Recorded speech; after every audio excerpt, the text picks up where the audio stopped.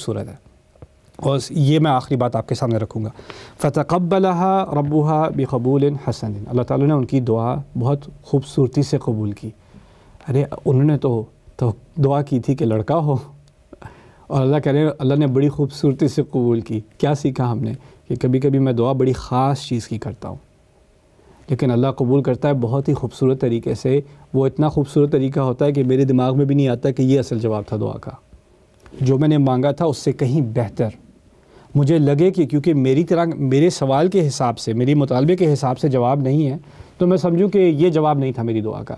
لیکن اللہ اس کو کیا کہہ رہے ہیں؟ قبول حسن، خوبصورت جواب، بہت ہی خوبصورتی سے اس کو قبول کیا گیا. یعنی اللہ تعالیٰ جب کوئی فیصلہ کرتا ہے آپ کی دعا کا جواب دینے کا، تو اس کا طریقہ آپ کے طریقے سے کہیں بہتر ہے.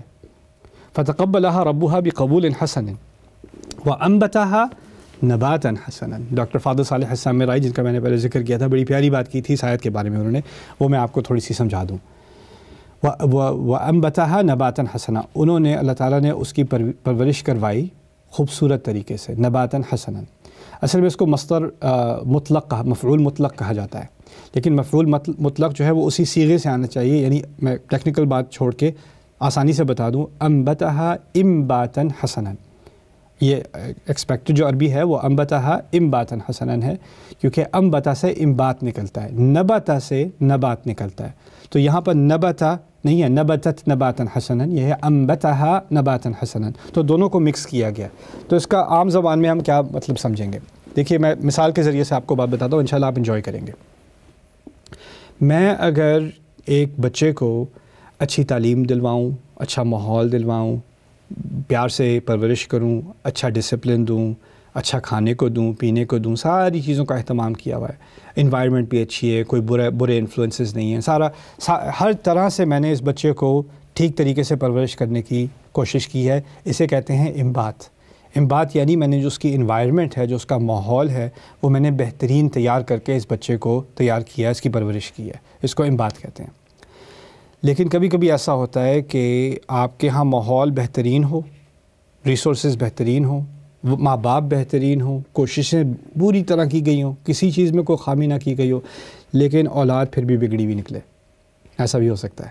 اس کی مثال قرآن میں بھی ہے. یعقوب علیہ السلام بہترین والد ہیں، بہترین ماحول ہے، نبی سے اچھا والد کون ہوگا، لیکن ان کی اولاد بگڑی ہوئی ہے.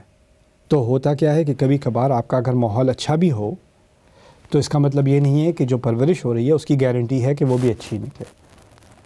لیکن دوسری، کیونکہ اس میں ایک اور ایلیمنٹ بھی ہے، انسان کے اندر ایک اپنا فیصلہ کرنے کی اللہ تعالیٰ نے قدرت ڈالی ہے، ایک صلاحیت ڈالی ہے.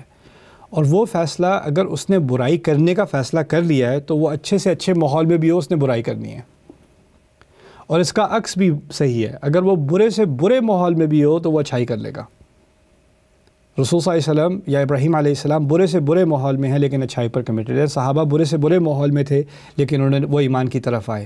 سلمان الفارسی شرک کی دنیا میں تھے، اتنا لمبا سفر کر کے وہ ایمان کی طرف آئیں. انسان کا ماحول اگر اس کے اندر اس نے اچھائی کی طرف کمٹمنٹ کر لی ہے نا، اپنے اندر سے اس کے اندر وہ اچھائی اس نے اس کو پکڑ کے رکھا ہوا ہے، تو اس کے ماحول سے فرق نہیں پڑے گا.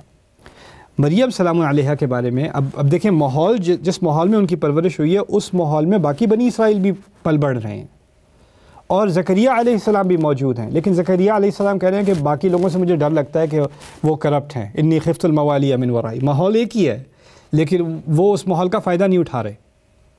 اسی طرح یہاں پر یہ تو ہے اللہ تعالیٰ نے ان کو اچھے ماحول کا اہتمام کر دیا، انبتہا.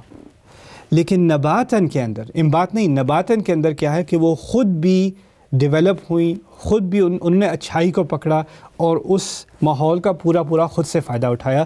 تو دونوں طرف سے اللہ تعالیٰ نے ایکچولی اکنالج کیا ہے کہ ایک تو ماحول بہترین تھا اور ایک اس کے اندر اچھائی جو ان کے اندر اچھائی تھی وہ بھی بہترین تھی، اور انہوں نے اس کو اچھی طرح پکڑا. اور اسی سے ہمیں پتہ چلا کہ دو ایلیمنٹس ہوتے ہیں، ایک عنصر ہوتا ہے کہ آپ نے ماحول دینا ہے، اور دوسرا عنصر ہوتا ہے کہ انسان خود اچھا بنے. اسی لیے اچھے ماحول، مسلمان ماحول میں ہونے کے باوجود ان کی ماں نے کیا کہا تھا؟ اس کو شیطان سے بچا لیجئے. اس بچی کو میں آپ کی پناہ میں ڈال رہی ہوں شیطان کے خلاف، اور اس کی اولاد کو بھی. یعنی آپ اچھے سے اچھے اسلامی ماحول میں بھی ہوں، شیطان امیون نہیں ہے. آپ دیواریں بنا سکتے ہیں، شیطان اس کے تھرو گزر سکتا ہے. آپ تک پہنچ سکتا ہے. کوئی سیکیورٹی سسٹم نہیں ہے کہ آپ کو شیطانی, آپ اسلامی ماحول میں تو شیطان آپ کو ٹچ نہیں کرے گا. آپ کے بچے نے قرآن حفظ کر لیا, آپ اس کو شیطان تنگ نہیں کرے گا.